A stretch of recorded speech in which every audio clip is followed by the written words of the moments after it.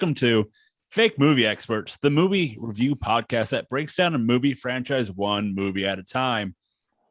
On this episode, it's a special episode as we're going to be talking about The Batman.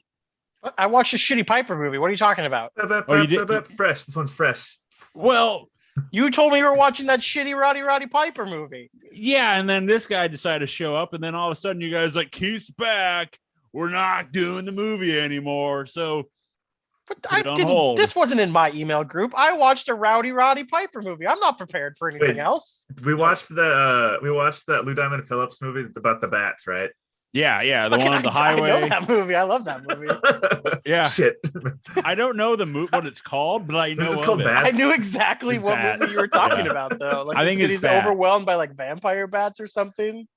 Yeah, I'm pretty sure. That's like a TBS special movie, wasn't it? Or was at least sci-fi. It had a theatrical release. It did. Also, I love me some Lou Diamond Phillips. Oh, LDP, dude. You down with LDP? Yeah, fuck, you know me. That sounds like an SNL sketch from like 2008. Thank you. No, but we're not talking about bats. I think there might be actually a franchise, but we're talking about The Batman. I'm your host, Joseph Lessel. I'm alongside here with Ricky Marcelli. Sparkly Batman. And the man that the chosen one, the prodigal son, has returned. He's still above average. It's Keith Swetland. Speaking of which, Keith, we sent you to the Ukraine to fix things. And things seem like not fixed. So, all right. So I show up. There I am. I've got a fucking box of chocolates in one hand and some roses in the other. And I show up and I'm just there to make some peace. And Did you go Forrest Gump? No, I was at the dinner of delegates. I think that's what they call it there.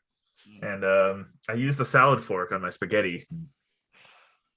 Here we are. It's like that dude trying to murder some random guy in the Maldives led to World War I. You've led to the invasion of the Ukraine using a salad fork on your spaghetti. Thank you, Keith. Yeah. Thank you, Keith.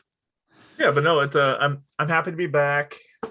Ready to talk some fucking Batman. Hell yeah. That was an interesting one. So this movie came out March 4th of the 2022, directed by Matt Reeves. You may know his movies such as the 2008's Cloverfield. I still need to watch that. I hear a lot of good about that. That'll probably be a series we do at some point. There's been 3 movies in that. Yeah. Yes. 2014's War for the Planet of the Apes, and then 2017's Dawn of the Planet of the Apes. That's the second and third one? Yes, he did the last 2. The listeners I really like the second one. I still haven't seen the third one. Because I've got a really good bit. You kept on talking about what's the bit? The bit is I'm not doing the Roddy Piper movie. That's the bit. No, okay, hold on. Check this one out, guys. Okay. Try this. Oh, I forgot about Keith's bits. It's been a month, and I missed them so much. Now, settle in. You're about to have your minds blown about how funny this reference is. So pretend the listeners can't see, but I'm actually an ape, and I'm holding one stick, and I'm breaking it really easily. But then I hold several sticks, and I don't break it as easily. Okay, is that a reference to the movie that we're not breaking down? Yeah, I'm sorry. Oh my god! Hey, I'm loose. I've done this in a while. Yeah, right? You're loose. You've been using used lube. But you go to uselube.com to get yourself loose. Yeah, I really got to lube up these bits. Lube them up. I mean, I'll be honest. That was pretty much on par with your normal bits. So. It was okay. Okay, he's okay. He's had enough. It was a Planet of the Apes reference. Oh no, we got the reference. Well, we asked you. Problem. We asked you, and you're like, "Yeah, I'm thinking it was." But Keith, don't worry, you can get the 4K trilogy for them for like $20. So I'm not going to do that.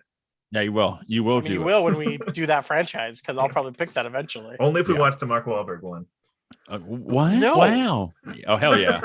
Isn't that technically alternate universe? Like that's still actually attached to the universe of the original run of the movies. Yeah. Yeah. Oh god. He just went to an alternate timeline or something. Charlton Heston is in it as an ape. So You say Charleston Heston? Charleston Heston, the candy, the Charleston bar. That's his real name. Keith, did you Yeah. not? That's his real name.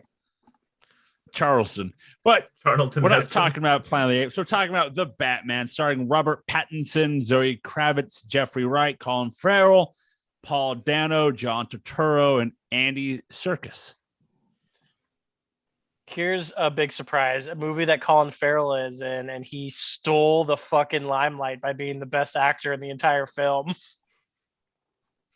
Oh yeah, well, That man could be given a brown paper bag and told to turn it into a masterpiece, and he could probably pull it off.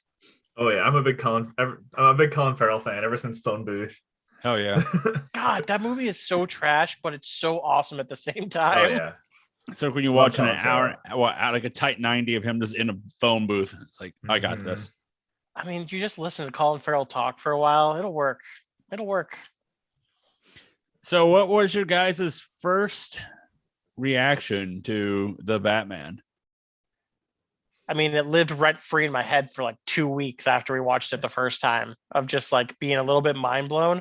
I've come down off of that a little bit to be more retrospective of the film. I think it was very good. It's still not my favorite Batman movie of all time, but I think it is my second favorite. There's things I didn't love, but for the most part, it was pretty solid.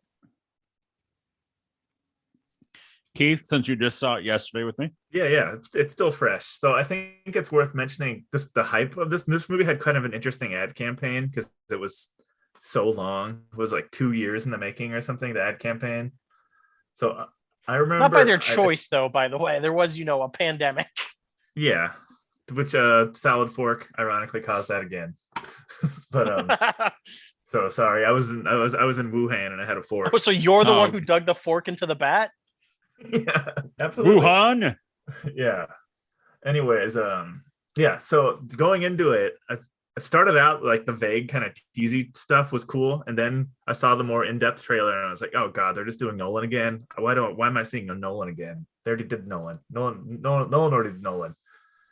So going into it, I was a little worried that it was just going to be like grimdark, fucking 2004 Kristen Bale Batman again. And Talking like this the whole time? yeah, I was a little Where afraid is of she? that, and Where is she? and for the most part, I was pretty pleased. I had a good time watching the movie. I had a couple issues with the 3-hour thing. That was a little much to me.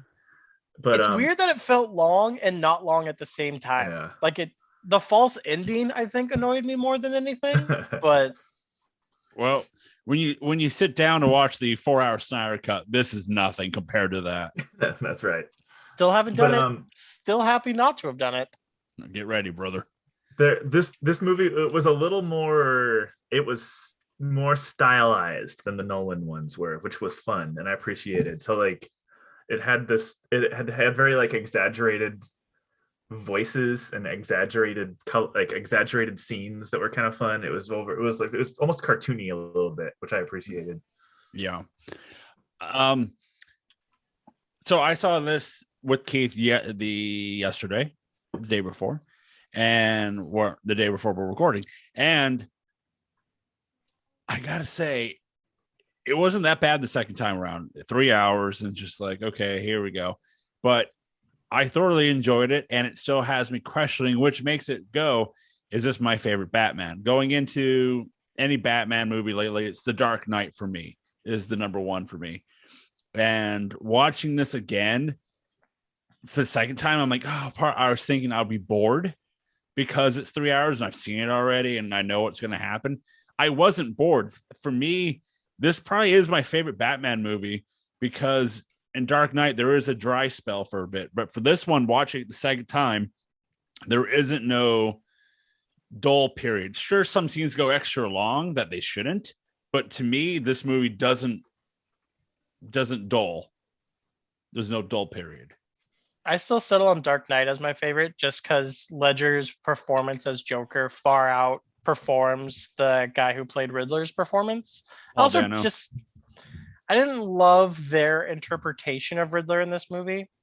Like, they gave Riddler too much reasoning behind what he was doing when Riddler should be more in that Joker realm of just like a broken psychopath who does what he does because he wants to. Like giving him this reason of trying to clean up the city is just a little bit too like, and there's plenty of villains in the Batman universe that do that. Like you look at your Poison Ivies who are trying to do like what could be perceived as the right thing in the wrong way. But like to me, that's not the way Riddler goes about things. The Riddler's just a fucking serial killer who does crazy fucking things and attaches riddles to things because he's fucking psycho. He's chaotic evil. So like having him have this overarching reason, like it kind of missed for me just because that's not like the way the Riddler to me has been portrayed. It's why Dark Knight is still so perfect because they nailed what Joker is. The Joker has no reason for anything he does ever. He has no actual backstory. It's why I'm still not a huge fan of the Joker film, of trying to give Joker a backstory. Though they did give themselves an out with that movie by making it seem like it was all made up the whole time anyways. Yeah. But they nailed Catwoman. Zoe Kravitz, hands down, has played the best Catwoman in film. Yeah. I mean, honestly, Halle Berry's close. She's the best Catwoman probably I think I've seen in any interpretation of. So like, Keith, that includes the animated series. So Keith, we're doing the Catwoman movie next to compare this and see, right? Absolutely.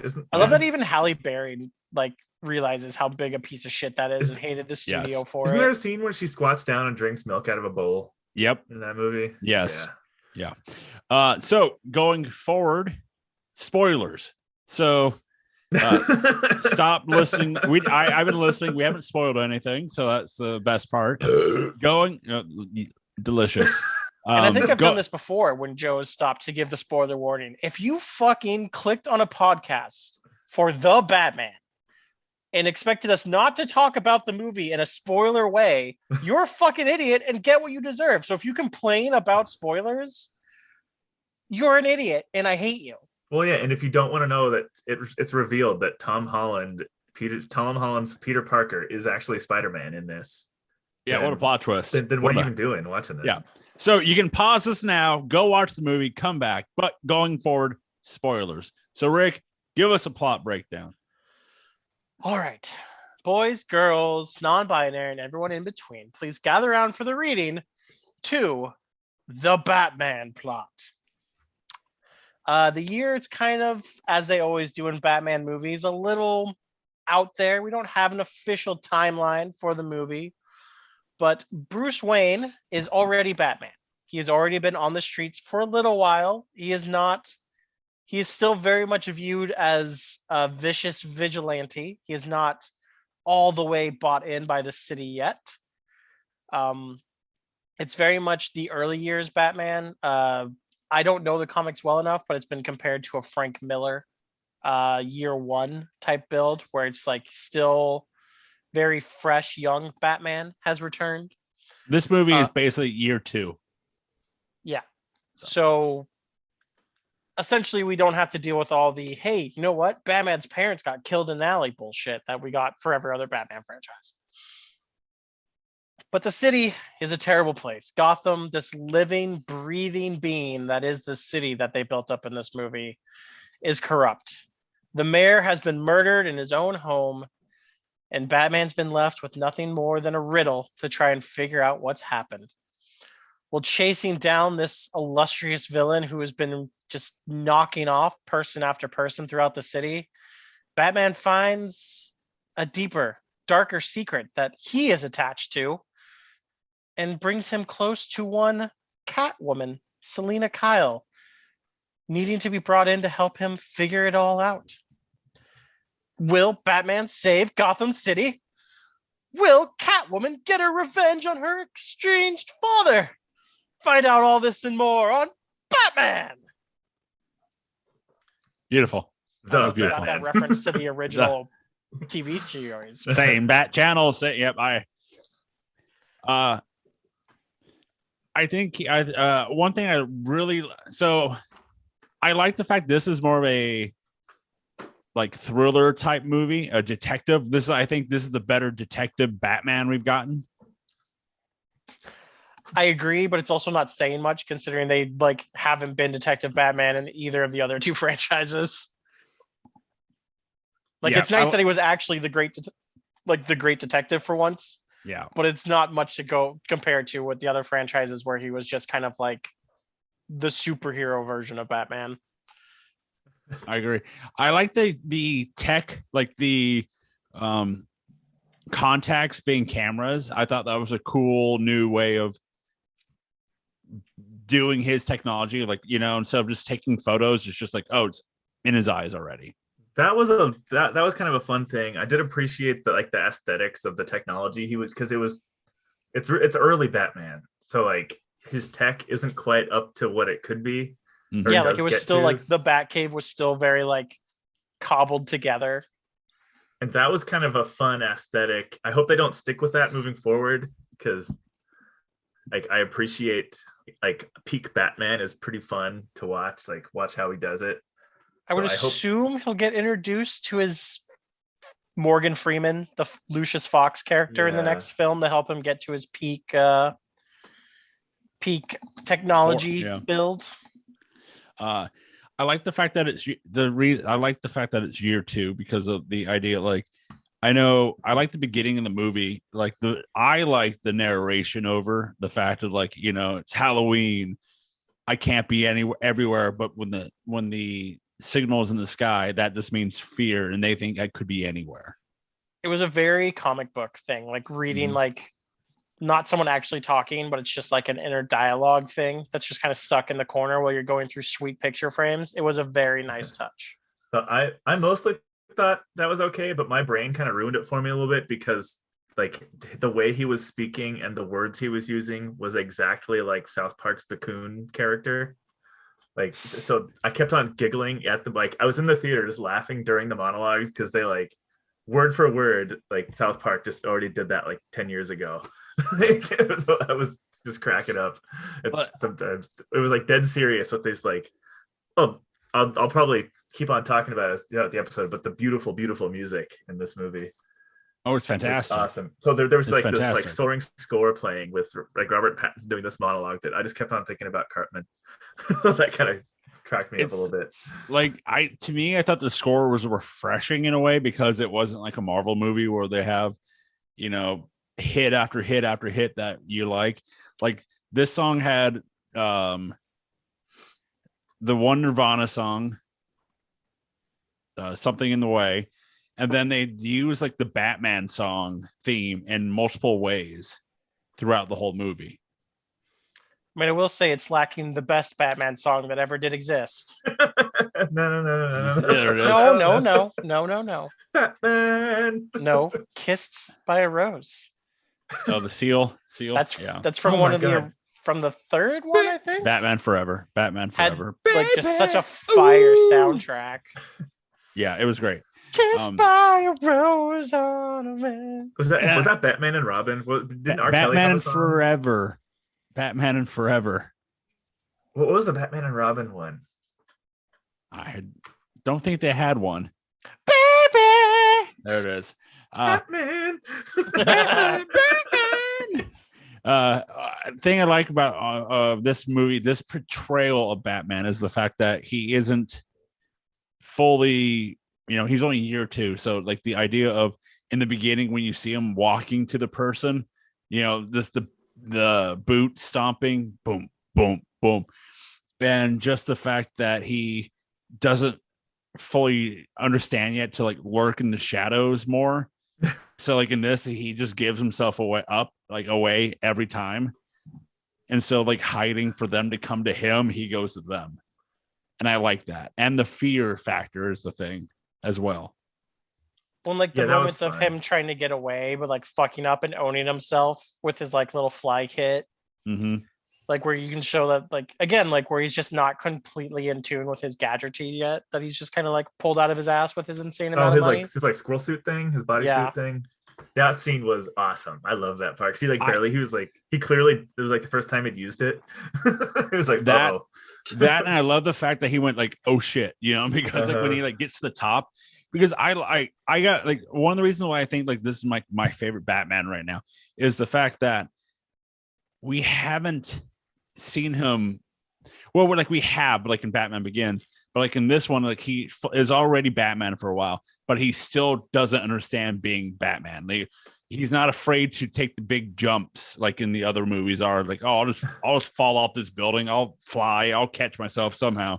This one, he's like, I got this. And then just the idea, like what we're saying when he's running from the police, and then he uses his cape to be what the flight thing, what do you parachute thing? Yeah, and just like eats it.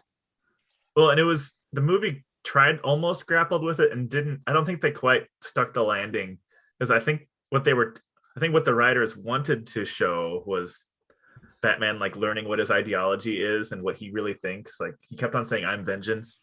And like clearly that was sort of like an immature version of what Batman thinks. And as he gets more mature, he kind of figures it out. Because like the old, like the whatever, the meme about Batman is that he's like he's a billionaire that beats up poor people. That's like his superpower. So like what like has him he struggles with his identity in this little bit. And they use some kind of hack 2020s language to call him out on his like rich kid white privilege shit in it, which was kind of fun. But they like it was also very forced. Yeah, they didn't. The movie like they didn't. They just included the language. They were checking boxes. It felt like in this. So I mean, like, overall, the dialogue in the film was very like below par, and that's not any of the people who are acting's fault. It's just the writing for the movie was easily the worst part of the movie. Like they just weren't giving a whole lot to dive into, like verbally. Yeah, and like it's a problem with Hollywood, but they always have the fucking Occupy Wall Street guy turn out to be a bad guy. Like that, I kind of rolled my eyes a little bit when he goes to the funeral and the guy's like, "Hey, there's some other billionaire scumbags dead. That's cool." And then he turns out to be a psycho, like internet nerd in the end. Like that was come on. Like why is he a bad guy? Like these billionaires are evil. Like they probably should be killed. Sorry, the parody. Yeah. Well, it's not just that it's not just that they're rich, but they're corrupt. Like they're stealing money and like prospering themselves. It's very much like the oligarchies, like in Russia. Yeah. Comparative. Like they're just literally taking money, not using it for what it's supposed to be for, to actually help people, and just lining their own pockets. And like this movie was made in the era in like I'm sure there was rewrites of the script up until as late as they could, and like using like police as that heavy of an imagery in your movie, you gotta be smart about that. Didn't that feel gross? Like that scene where like, don't worry, we have the good cops. I was like, okay. Oh, at the end, yeah, that was a bit. I was like, all right, fuck you. I did appreciate how they were all like incompetent and stupid. Like they didn't check the garage with the cars, you know. Like that was funny. That's why you have the greatest detective, Batman. You know. Yeah, he's like, maybe we should go to the garage. But like, I do agree with you that I think the overarching thing they're trying to show is that he's still very immature. That like he's still just holding all of that anger from his parents getting killed, and that this is supposed to show him that anger isn't always the way. Yeah. That like you can't always solve everything by punching it. I think that's what he's supposed to learn, like towards the end of the movie when he's trying to like help rebuild the city from the flood action. I think it does because of the fact that, and with this movie, it's in almost every other Batman movie there is. Batman has come to the conclusion of you can be Batman here and then you be Bruce Wayne. In this movie, it's the 95% Batman. He's still trying to come to terms of how to be Bruce Wayne with that of, just like in this movie itself, it's 3 hours long. He's Bruce Wayne for 15 minutes. Yeah. And we've gone a little over half hour in this podcast. What do we think about Pattinson? Like that was the big, like, how is Pattinson as Batman? Can I leave out can I put a TBA out there still for it? I feel like I didn't get enough in this one to really decide. He was such a minor character in a movie about Batman. Like, we got no real growth of his character through this entire movie. Like, We saw so much growth with Selena Kyle, so much growth with the city of Gotham, so much like understanding of the Riddler. I feel like we haven't completely dove into the Batman character. And I think it's setting up for the next movie to really let him shine. I think it was a very surface look as to what he is as Batman right now. I think the idea is they are setting up the growth part because of the, who are you? And he beats up the gang guy and he goes, I'm vengeance. And then at the end, when he beats up the guy and he's like, who are you? And the guy's like, oh, I'm vengeance. And like, I think that hits him on the fact of like, me portraying vengeance is just going to spread it and influence people. So that's why at the end of the narration, like, he needs to be hope. He needs to show off that he needs to be hope to show that don't be afraid of him because he's the good guy. Going back to the beginning of the movie when he beats up the gang and then he looks over to the guy who he's protecting and the guy's like, don't hurt me. Don't hurt me. So I think, I think in the other movies, it will portray the growth of beginning to end of this one, but it's just setting it up. I think Pattinson has set up the potential to be the best Batman. Even though Dark Knight is my favorite Batman movie, Christian Bale does not rate highly for me as Batman. I didn't think he did a great job with the overall character. Realistically, like Val Kilmer was one of the better like actual live action Batmans, even though he had one of the worst like hell yeah. Like had one of the more terrible movies. He actually played a much better like overall Batman and Bruce Wayne combo. Like Ben Affleck, great Bruce Wayne, not a good Batman. George Clooney didn't really succeed at anything. I mean, overall, for me, Batman will always and forever be the animated series Kevin Conroy. Like he's the one who like embodies Batman through just the voice. But I have to say I like Pattinson as as Batman in this one. The idea of Robbie Pratt, yeah. It's like for me, it was more of like, it sounds weird, but like in the eyes more this time, because in most Batman, to me, they focus a lot on his eyes, because I like the suit and with the suit being not one whole piece, like I think the nose was like sewn on, but like his eyes were more visible in this, so you can see like his emotion through the eyes in this. I fully agree that this was probably my favorite bat suit. It felt the most like realistic, I think, to what is capable. Yeah. But I enjoyed it. I enjoyed him as Batman because we didn't get the "where is she" look, like the voice. Batman! And I think and like another thing for the movie is the fact that since he's not Bruce Wayne, people don't really in this world it takes place that a lot of people don't remember what he sounds like as a normal voice. So he can use his normal voice right now, or just scuff it up a little bit to be Batman and then be normal Bruce Wayne. Keith, you asked a question though. What's your thoughts? So I was thinking about it because 3 hours is a long time to think about it. So while I was watching it, like Robert Pattinson has like clearly demonstrated since Twilight that he is like an immensely talented dude. Like he's very good at acting as an art. Isn't it very weird to go back and realize that the two main characters from Twilight are actually like super good actors? But and they've had will always be attached to that hack franchise. Well, they've had to recover from that, which is, I think, like why Robert Pattinson has like chosen some of the roles that he did, just to like challenge himself and challenge us. And I guess where I'm going with that is that like Robert Pattinson is clearly like a talented dude with vision, and like he had an idea and a goal of what he wanted Batman to be. And there was some parts in this movie where I think he was like playing tricks on the audience, because Batman is like a broody little pansy baby sometimes, and the way he like talks, and especially in this movie, he was always kind of crying and a little bit unstable. And I thought that was awesome.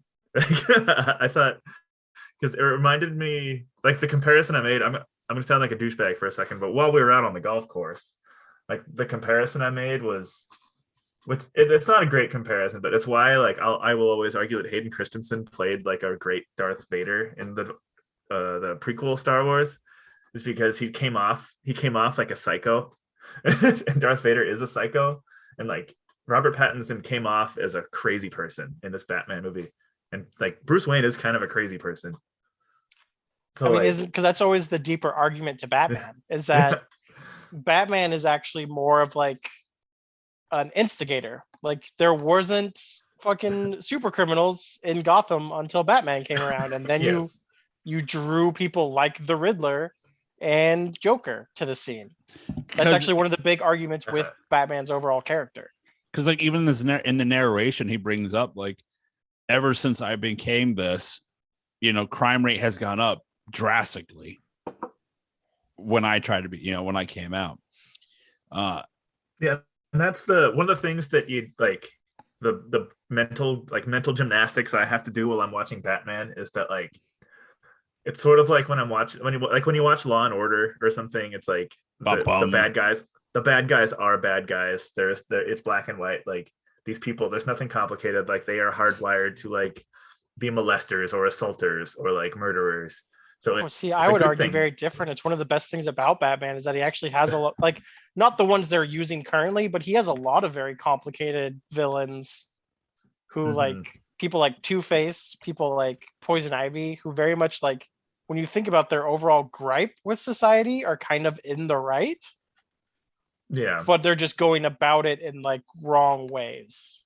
And so that's something you brought up with like a couple of your problems with the Riddler. And that was some of the problems I have with like I guess some superhero movies moving forward, because The Dark Knight and Heath Ledger's amazing performance kind of popularized like I'm doing air quotes here, like the bad guy that's actually right and has complex motives.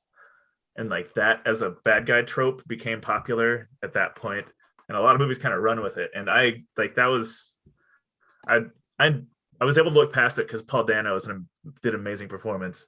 But like that is kind of annoying about the Riddler, that he's just sort of right a little bit, but he's an asshole. Like that's. But he's going about he's creating a shooting event, which was super fucking uncomfortable to watch in a theater with the history the Batman has, by the way. Right.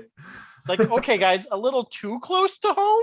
Yeah. But yeah, no, that I'm a little tired of that trope. It's nice to just have a bad guy that's a bad guy sometimes.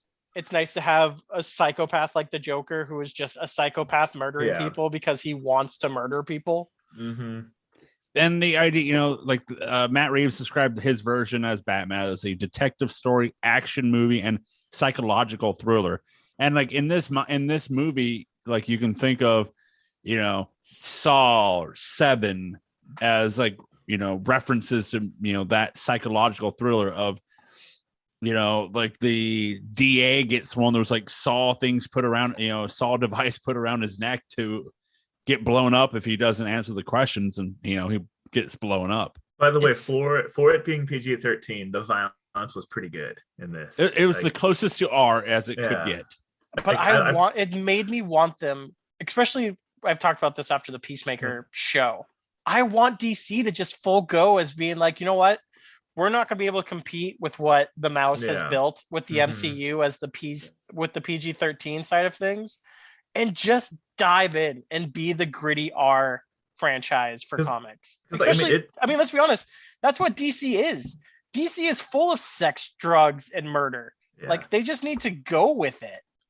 It tracks with Batman, because I'm afraid that it would come off as forced if they made this one R, but I think it would track with Batman because it's a pretty gruesome. He's a pretty gruesome character. I mean, a big part of it was in a sex club. Like you're telling me you can't make an easy R movie out of a sex club? Mm-hmm. Yeah, it's one of those things too that it is Batman, so kids will want to go see it. So they have to try to. I think for this, I would like a rated R1 and 2, but I felt like they had to split the difference of the fact of like kids are going to go see it. But see, as a father, the only father in this podcast, I would not allow my children to see that film, even though it's Batman. Like that. No way. Even like, okay, once they're 13, yeah, but like even if there's just some added tits and gore in there, then I'm still gonna let my 13-year-old see that Batman. Like this is too far one way to let kids go see it, Mm-hmm. and then not far enough the other way to make a gripe about it just not fully going in for the grittier side of things. They tried to play both sides, and to me, it failed at playing towards the kids' side. You're not allowing a 6-year-old or a 7-year-old to go see this movie. I think that. I mean, that's funny. That's what I was just complimenting. Is that I appreciate it. I was like, yeah, this movie, like the violence in it hits really hard. Like the scene with the carpet fixer thing when he was slamming the mayor. Great. Yeah. Like just go full Saw. Show that shit. And then I have a lore question. Maybe I missed it while I was watching it. What happened to? I thought Paul Dano was doing a speech impediment, and then he kind of dropped it halfway through the movie.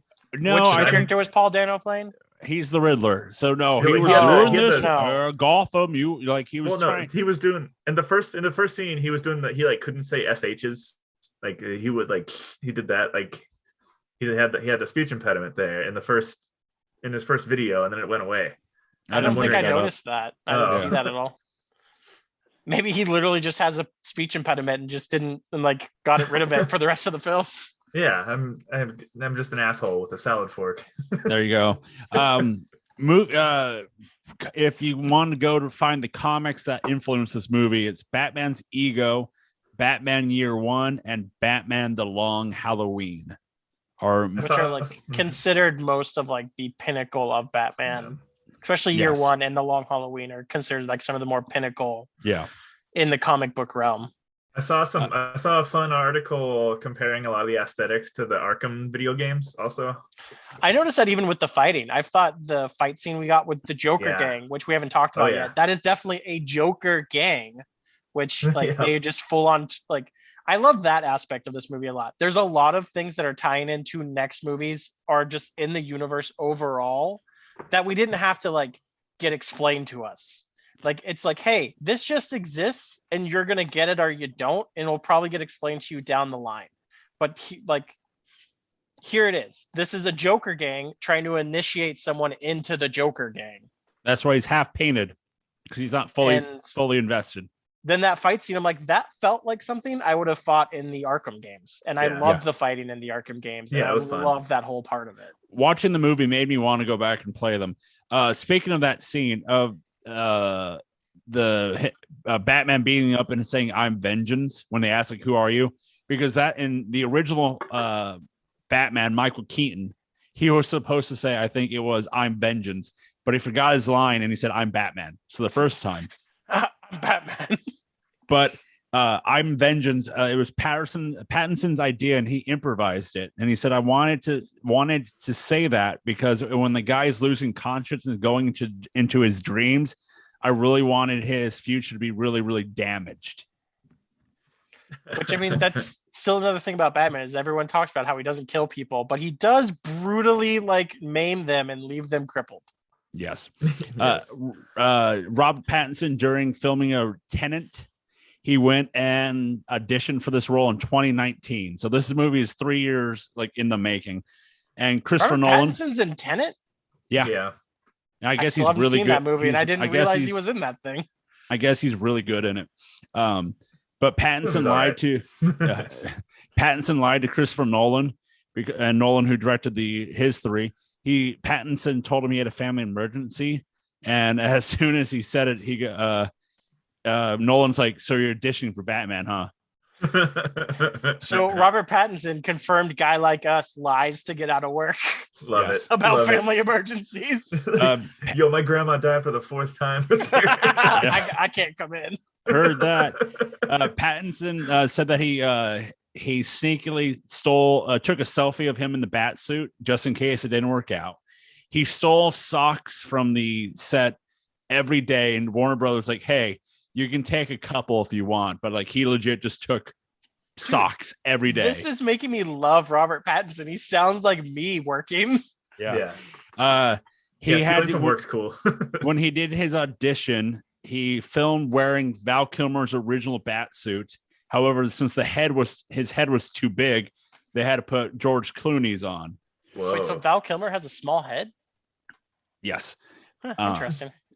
Zoe Kravitz mentioned that when she did her audition with Pattinson to do the chemistry, he was wearing from the top to his waist was the Batman outfit, but he was just wearing sweatpants. So like she walked in and he's in his outfit with sweatpants on, just like with gray sweatpants. So she was very distracted. So that's a Right. Batman I would like to watch. Just be like, let's talk about Zoe Kravitz for a little bit and her Catwoman, because good I God, killed it. she Killed it. fucking, especially after the last Catwoman we got. And don't get me wrong, I love what's her name who played Catwoman. Anne Hathaway. Anne Hathaway. But Anne Hathaway should never be Catwoman. Well, and she was like barely, she wasn't very important. Also, Yeah. in that, like, she was just sort of a side thing. Anne Hathaway was meh. I honestly, it was like meh. She wasn't. I mean, and it's not totally her fault. That entire movie was pretty mid. Let's be honest.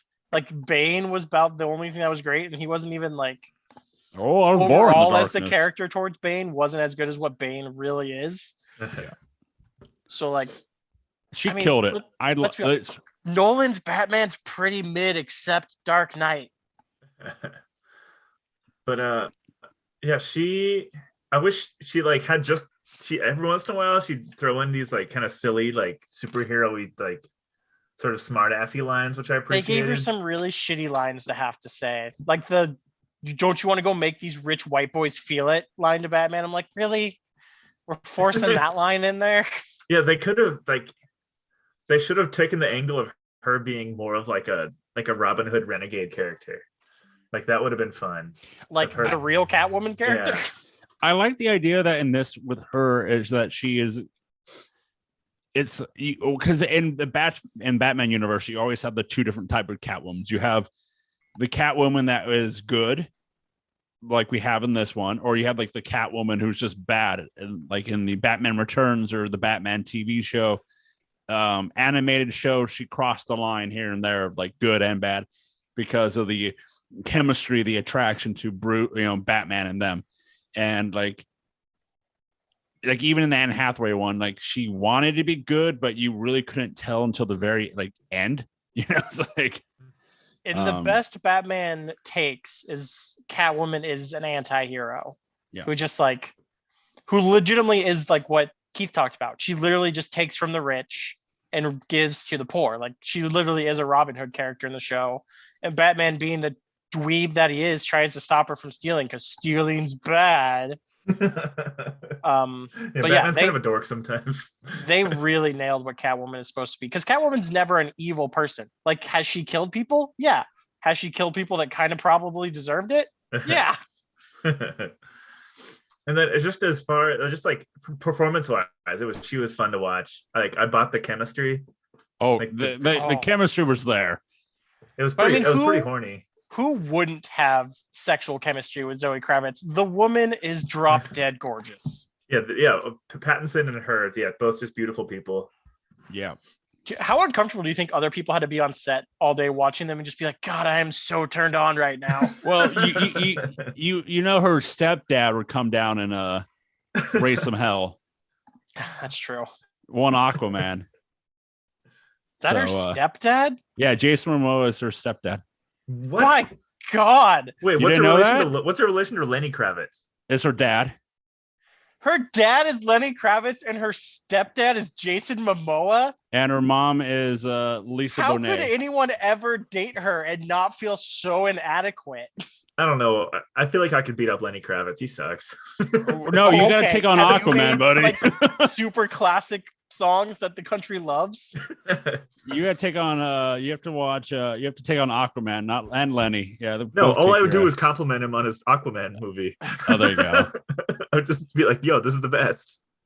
By the way, Keith, whenever you try to tell me about your taste in things, I'm just remembered that you like the Aquaman movie, so I know that your taste is terrible. No, it was Star Wars underwater. It was fun. How fucking dare you? Wow. I've never wanted to stab you more in my entire life. One thing I liked about this movie is the fact that we had so many villains in this movie, but they weren't crammed in. Like Spider-Man 3, The Amazing Spider-Man 2, you throw so many villains into the movie and it's just like, who should I really care about? Like, we have the Riddler. He's your main bad guy, which, by the way, this is the first Batman movie that we don't end with a Batman main villain showdown.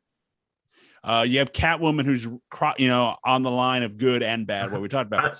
I would argue their showdown was at the prison cell when he just like owned him with logic. Well, but the showdown, there's not like a final fight. There's no fight. There's no final fight. Which totally makes sense. That's never how the Riddler and Batman interact. Like, Riddler is just too intellectual. He doesn't fight. And then Batman eventually catches him because he can't fight. You have Riddler, you have Penguin, Colin Farrell, which, fantastic makeup. He went to Starbucks multiple times and they did not know it was him.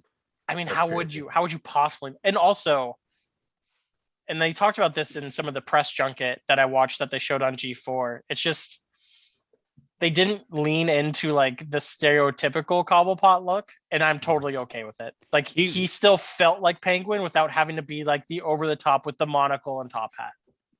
Well, he also went for the Fredo look from The Godfather, so that was his persona, not like the wacky Penguin type character we got from the TV show and the Returns. It is, I mean, to me, the only interpretation of a character that I thought they didn't nail was the Riddler one. Everything else felt like a very amazing new ageist take for the character that worked. So this movie was extremely unfunny, but it was accidentally funny a lot, just in the way there was lots of funny. There was lots of like, whoa, hey boss, I'll be right there. There's lots of like Chicago and New York shit with the Penguin Squad, and like the way they talked was hilarious. Like the scene when they get Penguin and like they go through the laptop and they're trying to find out like La Ratala, like the rat and stuff, and like the camera pans. He's like, I'm still here. That was funny. It's like, and like I like the fact that they tie his feet up so he walks at them like a penguin. Like a penguin, yeah. Like it was the law rattler part was funny because just Batman and the cops were just kind of being stupid for a minute. Yep. that is a real website, by the way. It's nice. a real website. Using it as a presser, essentially. It's a setup for people don't know what it is, but like people have, it's like the code that they do in the movie. And people have found it. It's like, I just went to the website and the guy's like, well, like, you want to answer some questions to find out what you want to play a game? I'm like, yes. And it's viral marketing, like we talked about for Matrix. And I think Saw had some viral marketing. And of course, Blair Witch Project had Prometheus the had best. a big one. Yeah, but that movie sucked, supposedly. When we had John Turturro as Carmine Falcone. He was in Batman Begins as Tom Wilkinson was that guy in Batman Begins, but I like John Turturro's this one more. See, it's interesting. I would say that the only true villain in the movie was Riddler, and the other characters were just like, it's part of what made Gotham feel so alive. Is it's just like these were just seedy characters that existed that we got tied into because of the story with Riddler and Batman's backstory a little bit, which we'll talk to you about eventually. I don't think we got the whole story from either side, from either Falcone or from Alfred about his dad. And I kind of like the avenue they were going with. What did you guys think of the relationship this time of Alfred and Bruce? Like this one I kind of liked it a little bit more because of the fact in almost every other Batman movie, he's the father figure already. And this one, it's like, you're not my dad. You're like just my butler, bro. It was just a little too angsty. It was a little too teenagery for me, for someone who was supposed to be in his more mid-20s. I think Batman's supposed to be in this movie. I think he's 30, like at least early 30s, because if he's all the way early 30s, then that's even worse. Yeah, then he's being a baby. I want to say early 30s.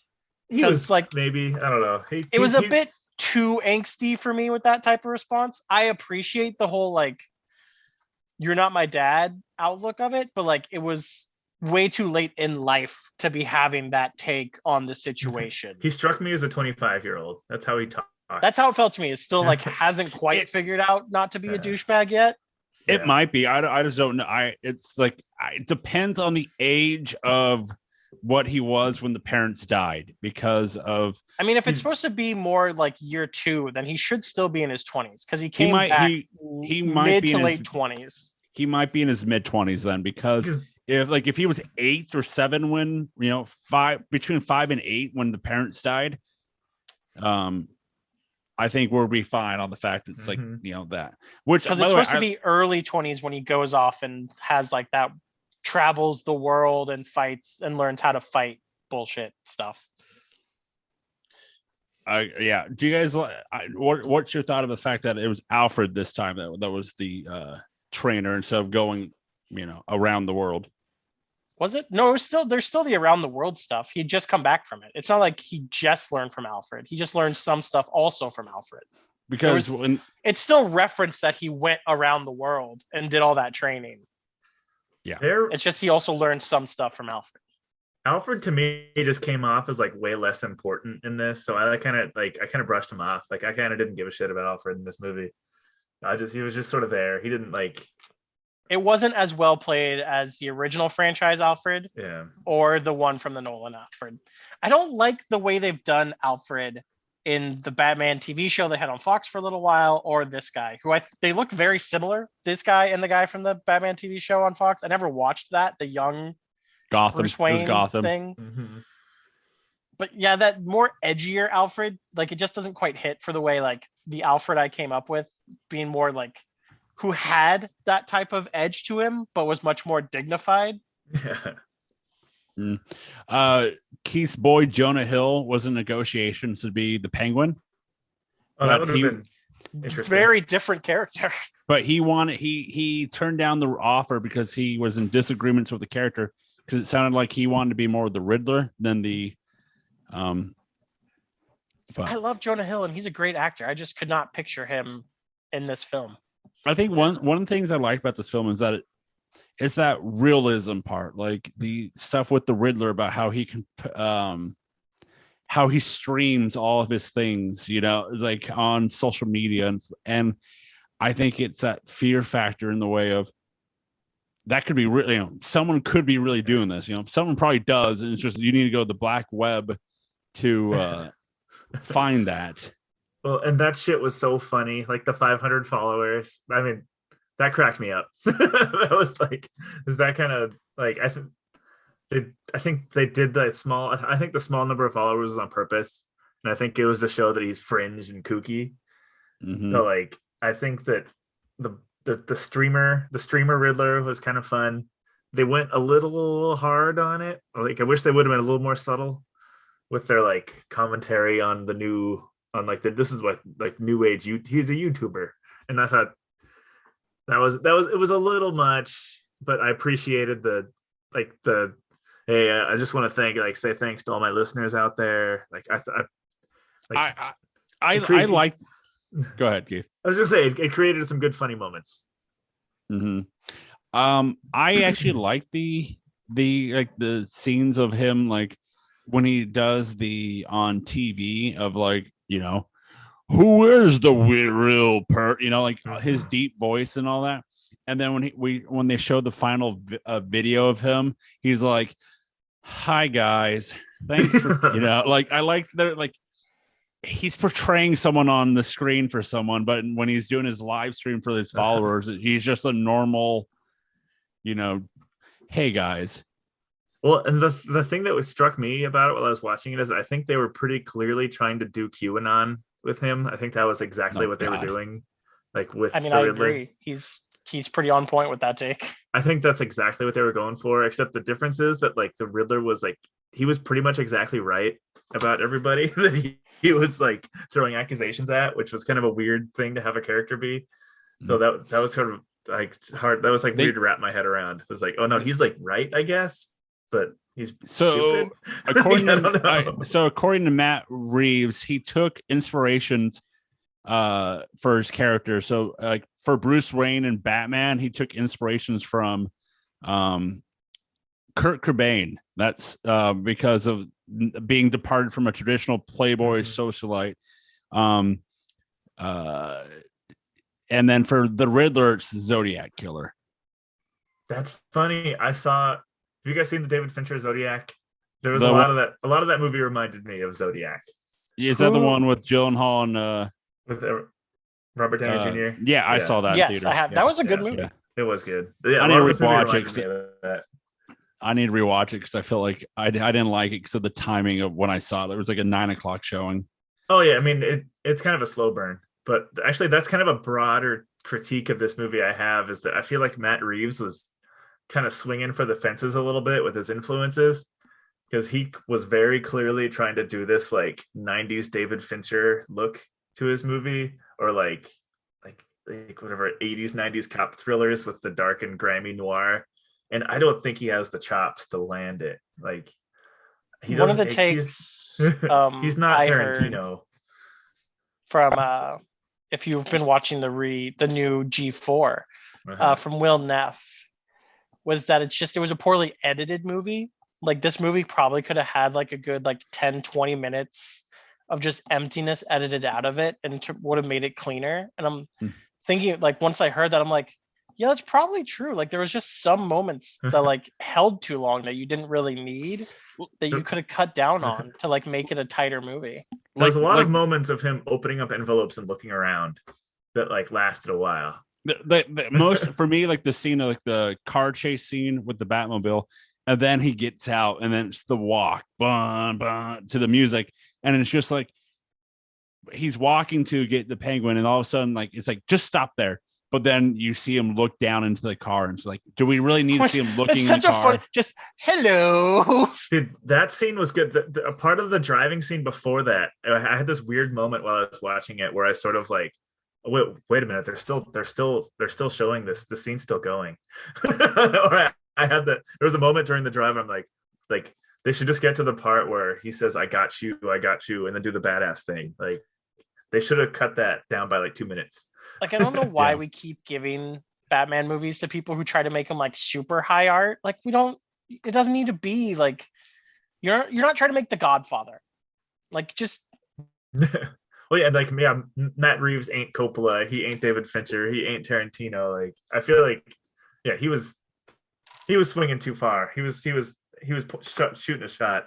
Like, because at the end of the day, we're still watching a movie about someone dressed in a suit fighting criminals. Like, yeah, a billionaire beating up poor people. I'm okay with like making it like a little bit more dramatic, but like find the line, like, because again, we're still trying to make something that's like a general audience view. We're not trying to make like Oscar bait.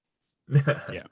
So with this being Matt Reeves' movie, so we for movies we've been coming off the Batman versus Superman, Dawn of Justice, and Justice League with Ben Affleck. Well, during the Justice League, it was announced that that Ben Affleck was going to make his own movie about his own Batman. He was going to write and direct his own movie.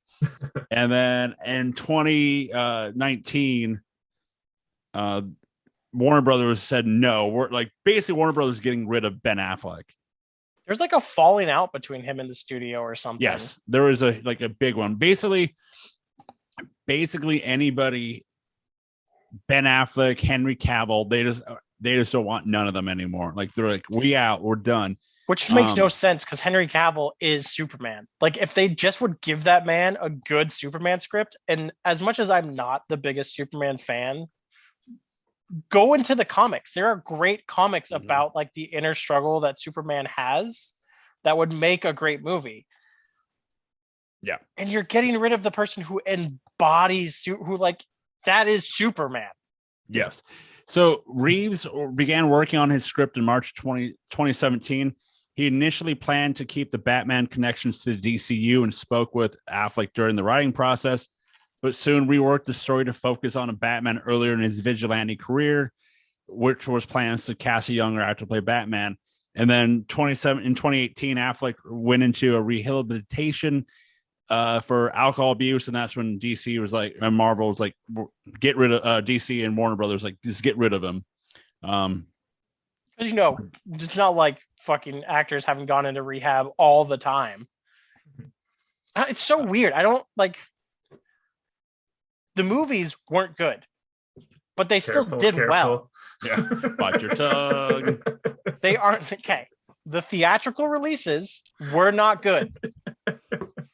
But they did well. I don't understand where like Warner Brothers comes off of just wanting to completely cut bait, but not really want to completely cut bait because we're still doing the Flash movie and we still just made Peacemaker in the same universe.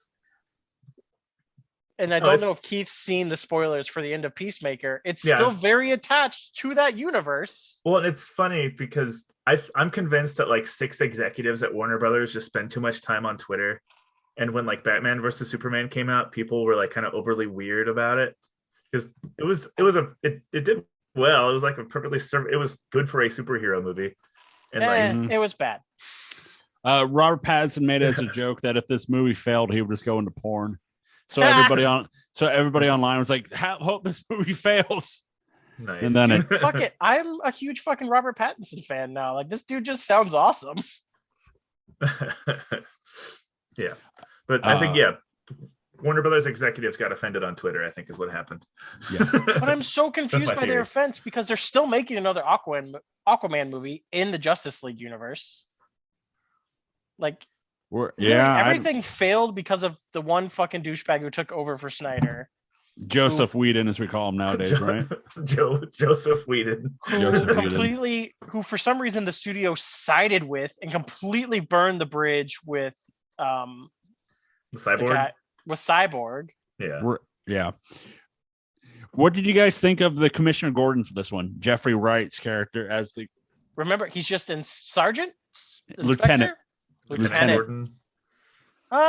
It was fine. I liked him. Yeah. Simple. I mean, it's really hard to outdo when I'm completely like I'm brain dead today. Who was it that played it in the Bale one? Who's like just an insanely good actor. Oh, who was that guy? Oh, he's done a ton of stuff. I got it right here. Hang on 2 seconds. Who played him in BVS DOJ? Wasn't one? No, it was the guy that plays JJ. Oh, it's Gary Oldman. Yep, Gary Oldman. He's the newer one, I thought. Gary Oldman. No, it's he's the Bale one. Yeah. Gary Oldman is the Nolan films, and the Justice League commissioner was. Where are you? My goodness. I'm blanking his name now because it's from. He was in Spider-Man. No, J.K. Simmons. Oh, okay. That's right. God damn, those movies fucking rule. They really fucking don't. I think he did okay. I think he did kind of a Bale voice too much for this movie. Like he was too like the city. He was so gravelly. He didn't have many cool moments. I love their breakout of the prison. The breakout of the police office scheme was pretty good. Where Batman just decks him. Like that scene was punch great. Me, go through the hall, go up the thing. Yeah. I would have appreciated a reference to Batgirl in the movie. Like if you're gonna have Gordon have some sort of reference to his daughter.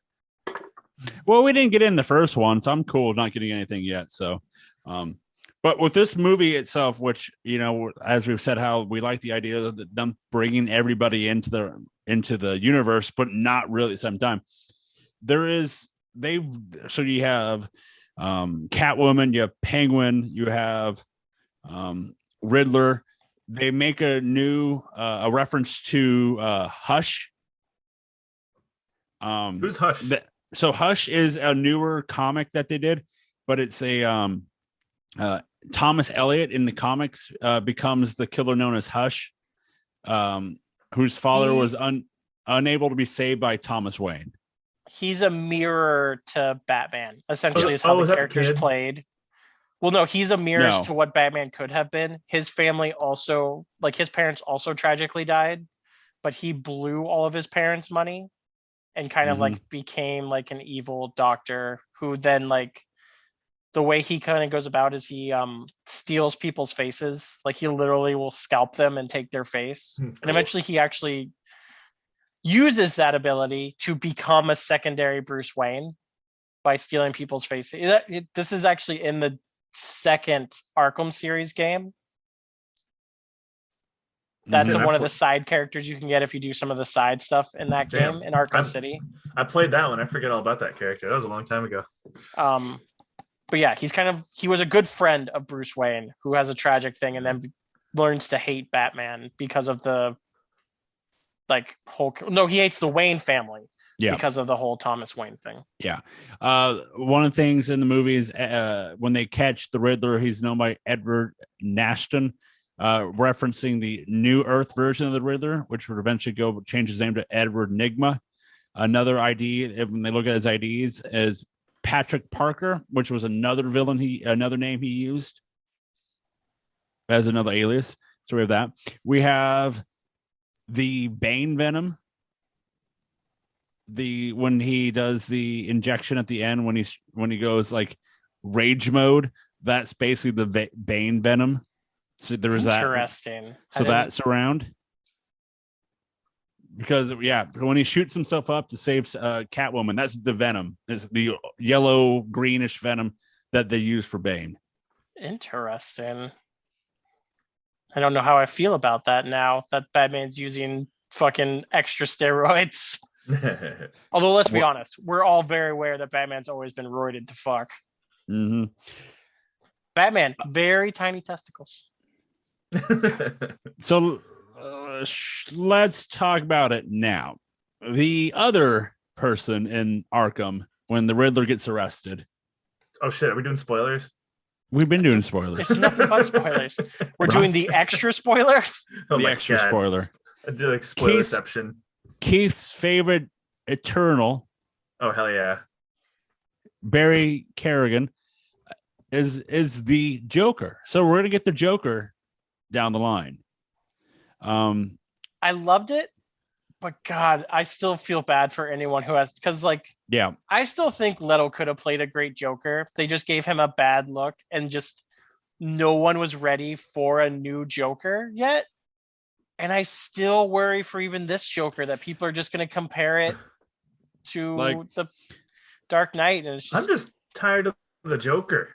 They've had so many fucking Jokers. I'm sorry, Keith, but when you get your yin, you get your yang. So it's Batman, you're gonna get Joker. When you do Superman, you're gonna get Luthor.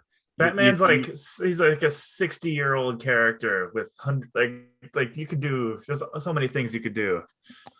You can, but the thing is, Matt Reeves wants to get.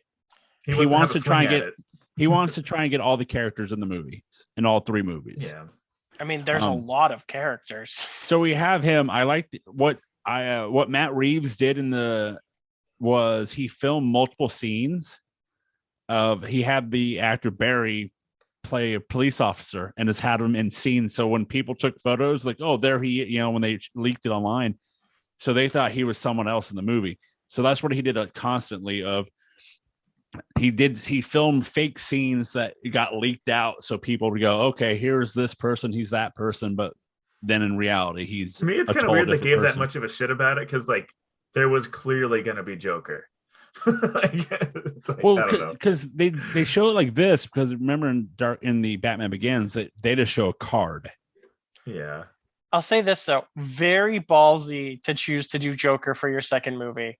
Very ballsy to be like, yeah, we're gonna go for Joker on number 2 as well. See, I think Reeves should have really swung for the fences and gone weird and done Mr. Freeze or something for the probably down the line. I mean, I almost felt like you could have used this movie to even set up Two-Face, set up that some way the Riddler's attack is what created the Two-Face character. It's possible. But yeah, there's tons of stuff that is on the way. One of the scenes that I liked in this movie was the not interrogation, but the scene of when Batman visits the Riddler in prison, and he's laying in the dark and standing in the back corner, and he's just like, Riddler is like, we got him. And he's like, basically Batman thinking that the Riddler knows that he's Bruce Wayne, and he's like, Bruce Wayne, and then it's like a 10-minute scene, and you're like, you just see the eyes, and you're just like, oh, Batman. You're like, oh crap, he knows, and then it's like Bruce Wayne, he got away from us, and then it clicks. I think it was the one scene that I think went a little too long for me. We drew that out a little too long. See, I didn't even track on, like, that whiffed over my head because I don't know.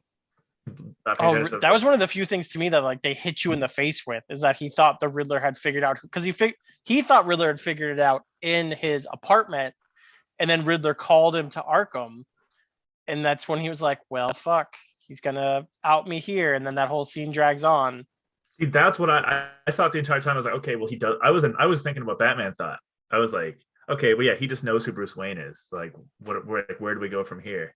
That was. Yeah, but I that's one of my favorite scenes in the movie because of the fact that like you just like sense like, oh crap, he knows, and then it's like Bruce got away, and she's like, that's why he steps forward now, because of the fact it's like, okay, he doesn't know that I'm Bruce Wayne. Well, and that's what, like, that movie, that part was enjoyable to me because I love watching Paul Dano act. He's like, he's amazing. They tried to use more common effects for this movie. So the chase scene of like the Batmobile flying through the fire, that was real. Looked good. That wasn't CGI. That was real. The scene, which was cool, was like basically everybody's still in it now because it's like the Vader walking in the dark hallway after the end of Rogue One. But the scene of Batman walking down the aisle and the gunshots and just like, you see the lights of the gun, like that was props. That wasn't CGI lighting. That was just like the light props going off. I appreciated the fight choreography looked good in this. I thought the fighting looked good. It was heavy. It had like the audio was good with it. It's not like the thuds were nice. What about that Batmobile? Oh, sick. I loved it. I liked that it sounded like a classic car. It had like it sounded like a big motor.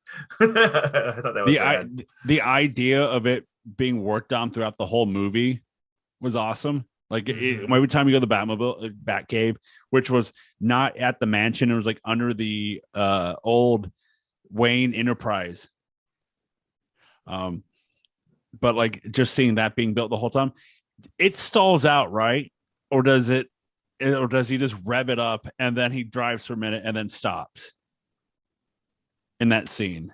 I think it stalls out. No, he's scaring him. He's like, I think he's just revving it. I think he's spooking him. He's like, huh? Okay, that's what I thought, but I think it's funny. Yeah. Batmobile I thought was awesome. I like the idea of it being like as real as possible before it goes to fully Batman that we know of in all the other movies and shows.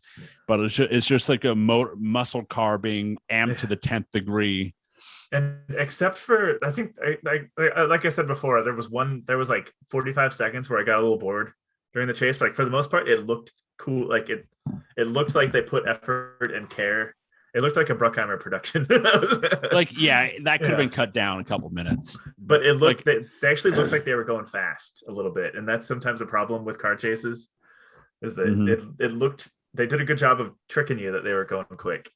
Back to the villains for a second. I just found that Pattinson and Reeves have expressed interest in introducing Robin and featuring the Court of Owls, Calendar Man, Mr. Freeze.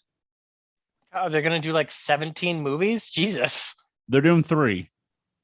So it'll be in, because Court of Owls is actually in the new, which I still don't know if it's attached to the Arkham series or not. It's the new one that's coming out where you can play as Robin, Nightwing, and Batgirl. That's Knights or something, right? Oh, the new that Batman one is game. Attached to the Court of Owls. Yeah. It's not a Batman game, though. Batman's not in the game. But it's going to be basically how you play the... Keith, good use of your mute button there, buddy. Oh, sorry. That's fine. Hey, I use, sometimes fake movie experts got to know how the sausage is made, They got to hear... that you can't mute your cough? But overall, I enjoyed this movie from the like beginning to end. Like to me, there was no dry period. Sure, this movie, there could have been a lot of things that you could have shortened at least, or you could have cut out. But overall it was fun. Other scenes you guys liked? I think we've touched on basically everything I loved. Yeah. I mean, the scene where he like lays out the plan to Batman about the city blowing up and everything, I thought was really well done. I was afraid for a moment that he was going to lay out the plan and then Batman was going to like rush off to stop the plan from happening. Yeah, but it really was an hour ago. just like laid out that it was happening. The scene of like, wow, I thought you weren't as smart. You're not as smart as I thought you were, because it was all right there. It was, all right there. I'm interested in something they're doing, and I think it's a really small character, the Martinez detective character. I think that's supposed to be the transgender cop who was actually introduced in the animated series of Martin. Like there was a female cop who was introduced. She was in the Birds of Prey, Birds of Prey movie. She was like that. Oh yeah. And I think that's because if I'm remembering correctly, she is they've developed her in the comics to be a transgender character. She started male to female. And I think that's who that's supposed to be, if I'm remembering correctly. Because the Martinez character was so big in this movie for just being a patrol officer.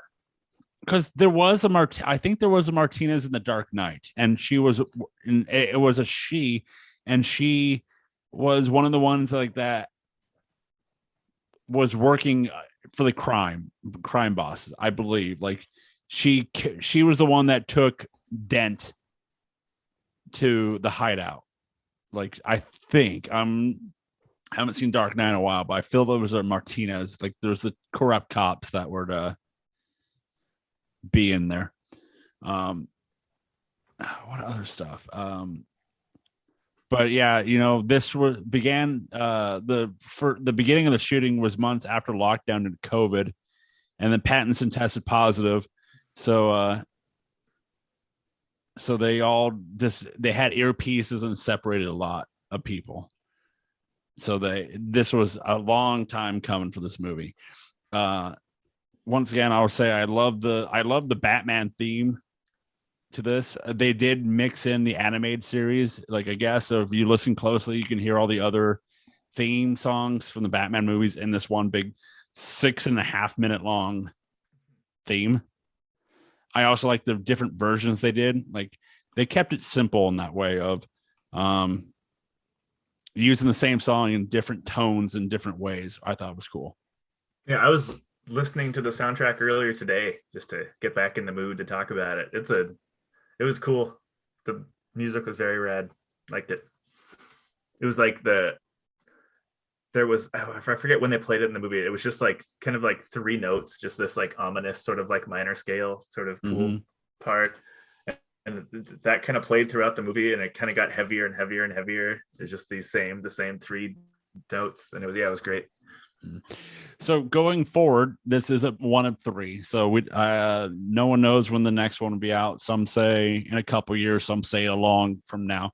Hopefully they do like the film 2, so they can get them back to back, so they don't have to worry about like age or anything or all that stuff. But in the meantime, the HBO Max is doing a couple shows. They just canceled a GCPD series that was going to be about the Gotham and the corruption, but they canceled that because they're now going to that sounds boring. It led to the idea, the reason it got canceled is because it led to the idea of doing an Arkham Asylum based TV show. So we have that, and then we have the Penguin coming out, and Colin Farrell will be returning as the Penguin. It'd be the Rise to Power, because he was just a little minion in this one. It'll be cool to see the rise of the Iceberg Lounge. Also, I was wrong. It was Renee Montoya is the character I was thinking about. So it's not any connection there. And then I just saw today that they're coming out with a comic book called The Riddler Year One, and it's going to be written by Paul Dano. Oh, that's cool. Wow. So we have all the upcoming Batman to keep us hopefully entertained until the next one comes out too. I'm super intrigued by this universe. Like, Yeah. I thought they did such a good job of establishing Gotham and like where we're going with like the overall city. So I'm very. I think that this was the best Gotham. Like looking. Oh yeah, easily. I will say the shot of him doing the hang gliding and the parachute thing. That's the same street they did the Dark Knight. Hit me, come on and hit me with the Joker and the semi flipping over. That's the same shot, same scene, like same location. We have that. But yeah, I'm interested. It will be on HBO Max on April 19th, so it won't be long. Since they've come to the agreement of not same day streaming, but give it some time. I think I'll be happy watching this one at home because you can just pause it for a while. I didn't mind it. Like, I went and got a refill of my drink and all that during the movie this time because I'm like, I've seen it, but I wasn't like, it was not bad. And I just found a scene. I'm like, okay, this is just a slow period, but it still entertains me. I can just run quickly and go grab my drink and fill it back up. Absolutely. The budget for this film was $185 million to $200 million. So much money. So much money. Yep. So for the but gross for just as we're recording right now, this is like week about over a month. No, we're a month. No, it's under a month. Or 2 weeks. It's been 2 weeks since it came out. Domestically, it got $258 million. It's the second biggest income in the 2022 in the COVID pandemic era, behind No Way Home. Internationally, it got $247 million. So as of right now, worldwide, it's $505 million. Wow, that's not bad in 2 weeks. It's killing it. Especially, yeah. I mean, still, pandemic. Mm-hmm. It's still out there. We're going to the box office of March 4th through the 6th. Coming in at number 10 in its 8th week, which you can go back and listen to us talk about, and it's on Paramount. It's Scream with 575,000. By the way, also remember the villain Egghead? He was in the cartoon and the Vincent Price he did in the Adam West show. Well, I can't say that I do. The villain Egghead, Nicolas Cage wants to play him. So of course he does. Just throwing that out. Number 9 in its first week, the 592,000. Gangaboo Kathawadi. Yeah. Number 8 in its second week was 678,000. Cyrano. I think this 2 international films. Number 7 in its 5th week with 1.4 million. Jackass Forever. Hell yeah. Number 6 in its 11th week with 1.6 million. Sing 2. God, that's still drawing that much money. Yeah, man. Jesus. Number 5 in its 4th week with 2.7 million. Death on the Nile. God, we gotta go see that. Number 4 in its 12th week with 4.5 million. Spider-Man: No Way Home. That's still making that much money. Yep. God damn it. Number 3 in its 3rd week with 6 million. Dog. The fucking Tatum movie. Well, yeah. Fucking blow me. Number 2. I mean, let's be honest, Keith. How much fucking America-loving dickheads are going to see that America-loving movie? I guess, yeah. It's certainly it's pretty gross propaganda. It just looks really boring. It looks super bad. What happened to Channing Tatum? His Sandra Bullock movie looks dope. That's all I'm saying. I'm definitely down to go see that one. Yeah. Number 2 in its 3rd week with 11 million was Uncharted. I've never played those games. It looks super good. The casting for that movie, as someone who loves Tom Holland, is atrocious. Tom Holland and fucking Mark Wahlberg. For is that a Disney production? Is that Sony. Is it like Sony. Disney? Oh, okay. Sony. Oh well, that explains it. Sony doesn't know Sony. what the fuck it's doing. So I mean, I guess they like Tom Holland probably like had to make that movie.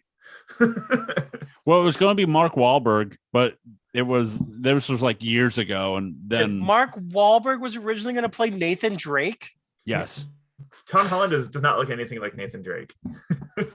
You know who Nathan does look like Fillion. Nathan Drake? Nathan Fillion, yes. Yeah. Yep. And then number one, it with 134 million, the Batman. Also, I forgot to say one thing I liked about this movie is him writing his journals. I thought that was cool because of the fact that he wants to remember everything that he's done. So he writes it all down. It kind of shows how broken he is, but that kind of like is an important part of Batman. He is broken. Yeah. Yeah. He just loves beating up people that like steal food from stores. I don't think that's quite what the Batman is, Keith. It's not, Keith. Let's go. Batman was. Let's go to the ratings. IMDb gives this a 8.4 out of 10. Rotten Tomato, all critics give this an 85. Top critics gives it a 79. The verified fan gives it an 88, while the audience also gives it an 88. Since this movie is just a 1 out of 3, we won't do any rankings, but we're doing some glazing, so let's glaze some stars. Hey, I can throw out a quick Star Glazer. Hey, hold on, before we get to bussin', I can throw out a Roger Ebert real quick. But he's dead. Yeah, the ghost of Roger Ebert fucking crawled out of his sarcophagus. Went mummy? on down. Yeah, he's wrapped in bandages. He went down to Cinemark, bought himself a movie ticket, and here's what he thought. He should learn he could just buy it online. It's cheaper. Yeah, so Christy Lemire was channeling the ghost of Roger Ebert this time, and she gave the movie 3.5 out of 4 stars. And let's see, I picked a good sentence here. Through pouring rain on neon lights, there's a gauziness and heft to this imagery. His use of shadow and silhouette is masterful and does so much to convey a sense of foreboding and tension. I could write an entire separate essay on the film's many uses of the color red to suggest energy, danger, and even hope. And the costume design from the great Jacqueline Duran with David Crossman and Glenn Dillon designing Pattinson's rough and tumble batsuit put just the right finishing touch on the film's cool, edgy vibe. So there was a lot of red. That's something we forgot to talk about. There was a ton of red in this movie, and that was pretty fun. Now, if Like you'll the excuse poster me, itself. Star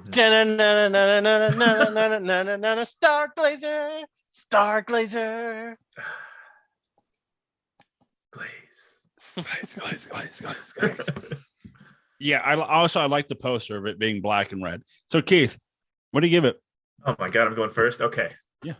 So I think I'll touch on that a little bit as we progress through the career of the podcast, but I think maybe the movies aren't as good, but I'll argue that I like Ben Affleck a little more as Batman because I think he plays a nice he's a better skeezy Bruce Wayne. I think he plays the hands down best Bruce Wayne. He just wasn't a great Batman. Yeah.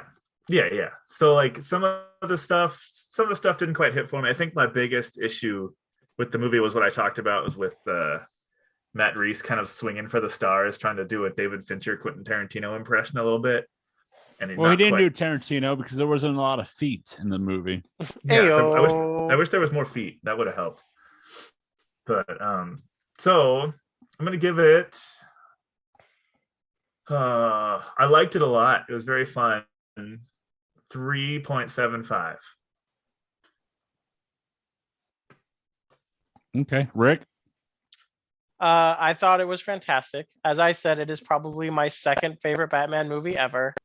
I could have gone with them taking a finger to the studio and having Batman eat out Catwoman after the studio didn't allow the Harley Quinn cartoon to eat out Catwoman. That. Oh, by the way, Pattinson's all for that, by the way. He's all Hell yeah, he is, because Robert Pattinson is awesome and I love him now. They could have done so many. They could have done cat jokes. That would be perfect. Come on, DC, get your head out of your ass. Of course, Batman eats pussy. Yeah, it's a delicacy. Get your head out of your ass and into Catwoman's pussy. But no, I thought the movie was great. My only real problems was with character choices for Riddler, and the dialogue was just B level at best, which isn't the actor's fault because the actors did a great job. And I love where they're going from here. So I'm going to give it 4.5 stars. That leaves you, Joseph. Yes. I will be giving this 4 3/4. Whoa. Damn. I thoroughly enjoyed this movie from beginning to end. Bigly. And watching the second time around, it wasn't boring at all. And it was just more of like I kept talking to myself and that like this doesn't drag for me. And I like the detective part of him, the narration. I thought we saw things differently than we in any other Batman movies that we've seen in our lifetime. Of, you know, like, to me, like we've said earlier in the show, that it looked like a comic book, you know, with the narration coming to life. And I like the detective part. I like the serial psychological theory, you know, the beginning when you see the Riddler and just him standing there and you're like, oh shit, just do something, just please get it over with, it's gonna happen, get it over with, you know. Just 4 3/4 for me. And, you know, I will watch this again because I gotta watch it with the producer when it comes out on HBO Max. You know, this won't be a one and done for me like all the other movies that we've done on the show. That makes, for the first time in fake movie expert Q edition history, that we've done back-to-back 4-star or higher movies. Dang. With the Big Sick coming in at 4.3 and now the Batman coming in at 4.3. Can we say like 4.31? Like, just make it above, you know? It does mean the Batman just missed out on breaking our top 5 record board. Predator will hold on strong to its 5th spot at 4.4. Fucking.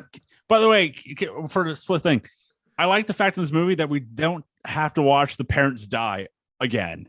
Oh no, I'm so glad that we just accept the fact that literally everyone knows Batman's origin story. Yes. So it's kind of like when Marvel made its Spider-Man movie and we're like, okay, we get it. Uncle Ben's dead. Can we move on? Yeah. Spoiler alert. No.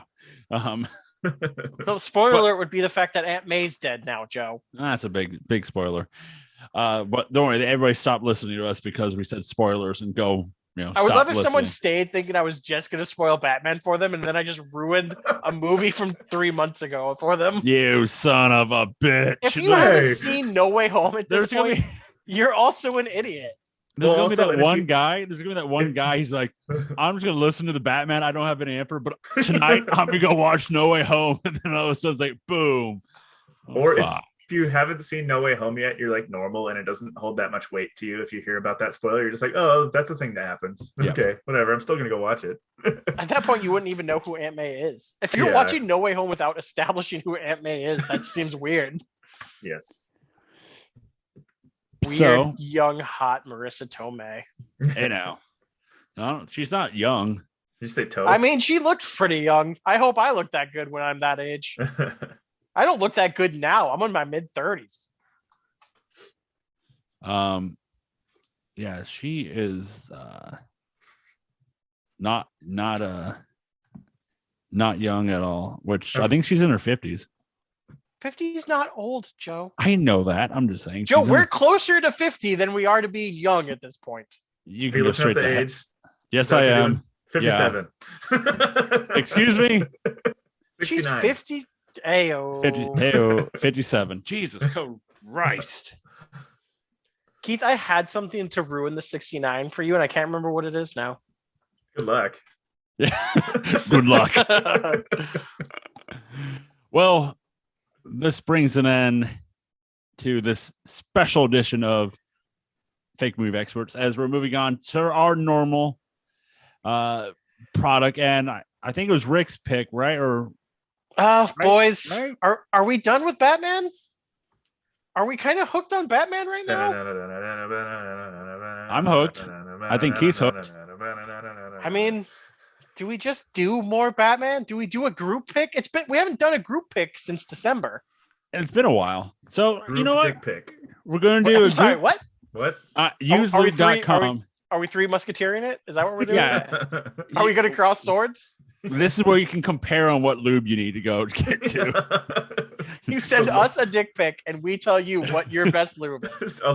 Send us a picture of your hog. We'll pick some juice for it. Keith.Swetland@comcast.net, I believe, right? At Hotmail. At Hotmail. At Hotmail. Someone's gonna own that and get very weird emails. You like this, big boy?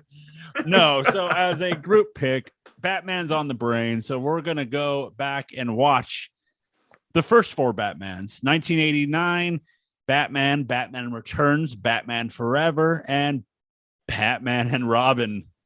Arguably the best Batman movie. Why are you laughing through that one, Joe? Chill out. What are you talking about? The Ice Age.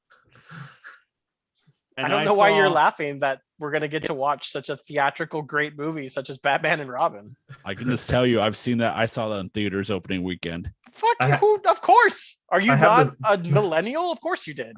I have the soundtrack. Again, are you not a millennial? Of course you did. There were 2 soundtracks as a millennial child you had to own: Space Jam and Batman. Oh yeah. So coming next week here on Fake Movie Experts, so we're doing Batman 1989. I have not seen this movie, and also going to that Catwoman from this Catwoman is going to be very jarring. Oh yeah, without being Returns, but I can't wait because I have my 4Ks to pop. Ooh. Busting, as Keith would say. Yes. Joe about to be busting out here. Keith, do you want to bust any promo codes before we? Yeah, go on to DysonVacuums.com, Dyson, and type in Joe Rogan podcast sucks. Hey, check. See that joke I just did right there? Okay, Keith's back. For that, you can go to Dyson.com or you can go to NoCellEntertainment.com. That's right, NoCellEntertainment.com, where you can find all of our blogs, all of our podcasts, everything we do.